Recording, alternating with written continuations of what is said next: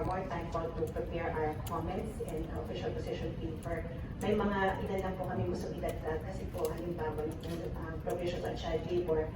Maganda po na in-emphasize dito na children should be actively involved in decision making, no?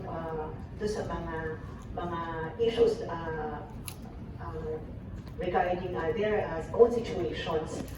Pero gusto po namin idagdag na kailangan ay para ma-achieve natin yung ating target na wala na talagang child labor, wala na mga bata manggagawa. Kailangan may comprehensive set or package of services that should be provided by agencies. Yun po kasi ang strategy natin. Meron po tayo ngayon develop na action plan from 2023 to 2028, no? At meron na rin po tayong bagong NPACL framework. Ito po ay approved at ini-implement ng mga iba't ibang ahensya ng gobyerno.